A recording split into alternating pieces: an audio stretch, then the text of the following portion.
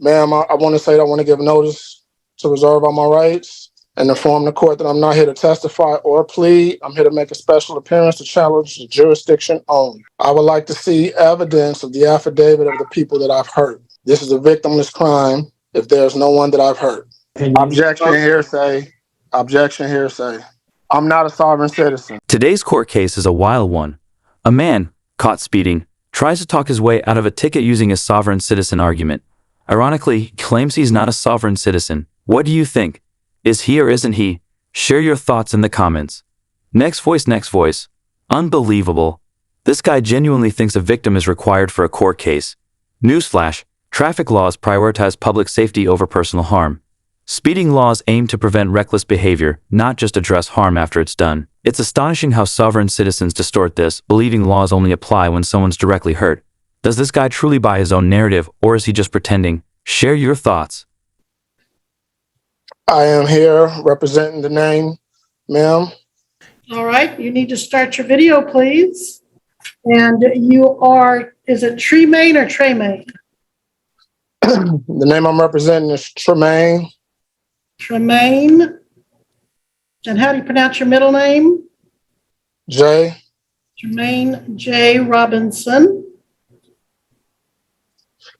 On and for the record, ma'am, I want to say that I want to give notice to reserve all my rights and inform the court that I'm not here to testify or plead. I'm here to make a special appearance to challenge the jurisdiction only. All right, anything else? Yes, I would like to see evidence of a charging instrument. Were you not given a copy of the ticket issued by Trooper Collins? The charging instrument that I am referring to is a sworn affidavit of the client, of the person that I've hurt. Now, this is a speeding ticket alleging that you did on March 27, 2023 at 8:48 a.m. operate a motor vehicle in Butler County, Kansas at the speed of 92 miles per hour when the posted maximum speed limit was 75 miles per hour. So this would have been out on the Kansas Turnpike, Highway I-35. Now, what else were you wanting to know, sir, as the allegations against you? I would like to see evidence of the affidavit of the people that I've hurt. This is a victimless crime if there's no one that I've hurt. Did he really just claim he sent his discovery request the day before the hearing? That's not how the legal process works.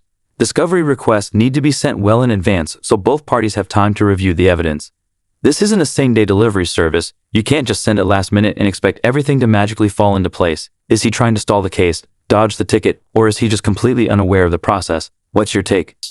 Enacted to protect the people of the state of Kansas, but this is not the type of crime which would require or have individual names listed. So your next point, if any? My next point is, as I stated, ma'am, I'm not here to testify. I'm not here to plead. I would like to see the affidavit with 2 signatures for the person that I've hurt. If I didn't hurt anybody, there's no crime. All right, well, I'm going to proceed. The subpoena was issued July 7, 2023 for Trooper Collins. Then on July 31st came a correspondence from the defendant as referred to by Mr. Regier herein. Looks like it's about 7 typed pages, and as counsel said, it's entitled Challenge for Jurisdiction and addressed to Butler County District Court Clerk, Butler County District Court Clerk, Office of the Attorney General Derek Schmidt. And it mentions subtitles under the following case law. I request case 2023 TR 1193 be dismissed. Pretty much standard language that is used by folks who call themselves or are considered sovereign citizens. Quote, it is on this date, July 27, 23, I, Tremaine J. Robinson, it's Tremaine-J, Robinson, in the county of the Seminole of the state of Florida and a zip code, a natural man, attorney in fact, as a living human being who's the beneficiary of Tremaine J. Robinson trademark. Swear that the information in my sworn statement is truthful to the best of my knowledge and understanding. I, Tremaine J. Robinson, beneficiary of Tremaine J. Robinson, revoke my signature on any and all pages of any and all tickets, summonses, contracts, and/or agreements signed by the side of the road in the state of Kansas by Officer Collins K. And so here we are. Now, Mr. Robinson, normally I would be upset that you filed what appears to be in part a motion for discovery and you didn't get that. However, you did not address that document to anybody but Butler County District Court Clerk Traffic Court, Butler County District Court Traffic Court. You sent one to a P.O. box in Topeka, and then you sent a copy of it to the Attorney General. But you did not send it to the Butler County Attorney. Therefore, he did not know you were trying to get discovery. Ma'am, I do have a tracking number that says it was delivered at the Butler attorney. Okay, well, that's not on file. What you want to present that at this time? This guy is either completely clueless or thinks he's the mastermind in the room. Either way, reality is about to hit him hard, refusing to show his face and throwing shade like he's got all the answers. Please, the court isn't a playground for his games. His antics are only digging him deeper into trouble. He claims he's not a sovereign citizen, but his behavior says otherwise. What's his endgame? Let's keep watching to find out. And this document that I'm giving the benefit of, it's a multi-subject document, but this document filed by the defendant that I'm giving the benefit of including what he offers as a motion for discovery was not filed with the clerk until July 31st. So that was after the statutorily required 21 days. And then it was not filed upon the prosecutor who would have, or the witness who would have held any evidence, but rather again on Butler County Clerk in Topeka, Kansas, that to my knowledge doesn't exist, the Butler County Clerk in El Dorado, and Attorney General then Derek Schmidt in Topeka. And that's if it was served, if I take the defendant's benefit of the doubt, that that was saying it was served sometime yesterday before today's 1:30 trial, the court has to decide if that later time was reasonable, and I do not find that it was reasonably served on the county attorney. I am at this point going to say that any last minute motion for discovery is denied and we are prepared to go to trial. Now I've lost you, Mr. Robinson. Are you still somewhere available? No. What are you doing there with your computer? Right now, I was looking for a document, but no, I am not available for trial. The verdict is in, and his elaborate 7-page manifesto has been dismantled. The problem? None of it was grounded in actual law. The look on his face as the judge rejects his flawed arguments is absolutely priceless. He genuinely believed he crafted the ultimate legal masterpiece, but it was nothing more than a fantasy. What's astonishing is that he seems to truly believe every word he wrote. Let's take a closer look. So please put yourself back in front of the camera. Follow the court's order, or you could be found in contempt. I don't want to do that. Thank you, sir. Your Honor, in that particular case, involved a sovereign citizen, where the court noted in the memorandum opinion. Objection, hearsay. Objection, hearsay.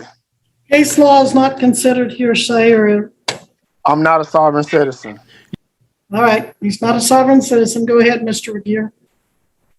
Yes, Your Honor. In that case, the Kansas Court of Appeals noted, quote, The defendant thinks the law does not apply to him. He avows that he, unlike other citizens, is sovereign and immune from prosecution.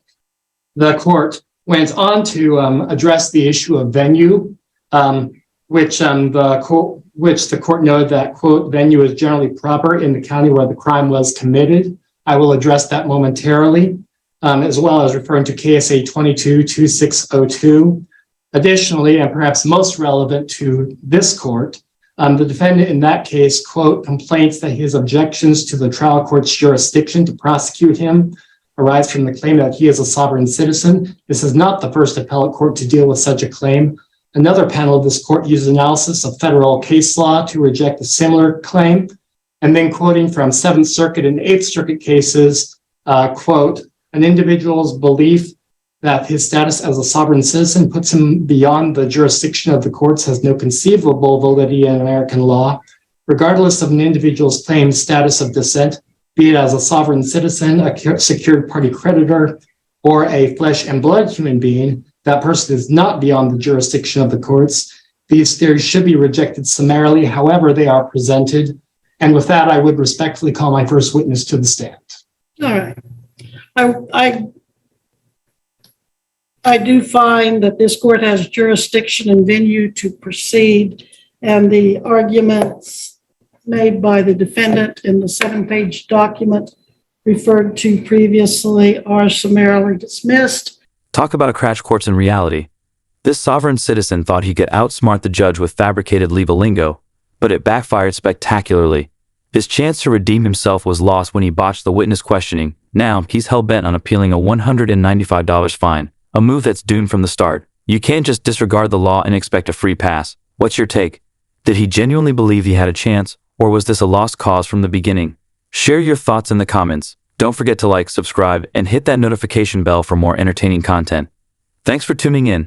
And did you ultimately write the defendant a citation for speeding? Yes, I did.